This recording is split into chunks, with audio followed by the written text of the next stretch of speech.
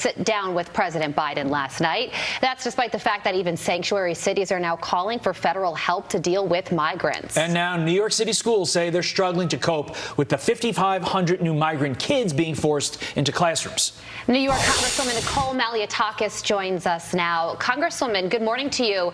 You represent Staten Island, and we talked to the borough president yesterday, and he says that if this influx of kids into the public school systems continues, it could cost Staten Island taxpayers millions of dollars down the road. So what can be done about this? Yeah, our city controller is estimating that this is going to cost our city about $1 billion just to start. The reality is that the president continues to ignore the border crisis that he created. He created this single-handedly with the executive orders that he put in place day one, undoing the policies of President Trump that were stemming the flow. We have asked our mayor to join us in pleading with the president to secure our border, to reinstate Remain in Mexico. Let's call on Nancy Pelosi to pass our Border Security for America Act. These are the things that will address the flow. Let's remember that only a small percentage of the individuals, the 4 million people from over 60 countries who have entered, are legitimate asylum claims. The president should be adding judges at the border on top of securing the border to ensure that the individuals who are crossing are legitimate. Let's actually settle this at the border before they enter the country. Right now, with court hearings taking a year to 2 years, these individuals do not have the ability to work legally in the country, which creates a tremendous burden on the American taxpayer to pay for their housing, their basic needs, of course, their education and health care. And so this is the problem that President Biden created. Republicans have offered solutions to fix it. But for some reason, Chuck Schumer and Nancy Pelosi don't want to bring any type of these measures to the floor for a vote to resolve this issue. Congresswoman, there are now over 2.1 million southwest border land encounters. Joe Biden, as you mentioned, still has yet to address the nation on this issue.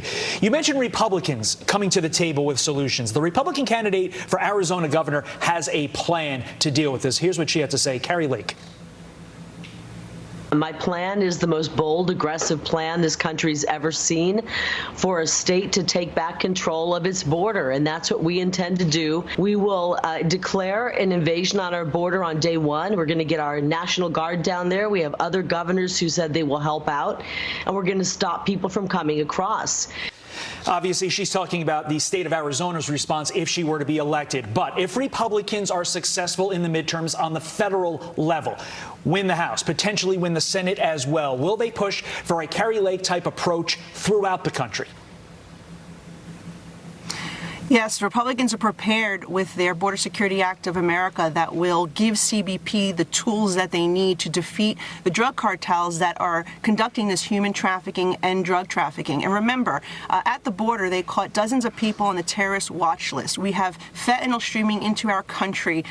Nearly 100,000 Americans died last year alone. These rainbow-colored pills that are on the streets of our cities, all of it is happening because our southern border is open. The Drug Enforcement Agency is telling us so. And so we need to give the CBP the resources they need, the technology they need, the staffing they need to defeat the cartels once and for all. The question is, why is Joe Biden, Nancy Pelosi, and the Democrats refusing to do this when they know that Americans are dying each and every day from this fentanyl? So I think Republicans are prepared day one to hold the president accountable, and we have the power of the purse, and we're going to have leverage if we take back the House. And that is truly what is needed here, because the reality is the president has created this problem, the vice president ignores it, and Democrats from Nancy Pelosi to Schumer to ones like my mayor refuse to acknowledge that we need to secure our border. And the only way we're going to do that is if we end one-party rule in New York and America. Congresswoman Nicole Malliotakis, thank you so much for joining us.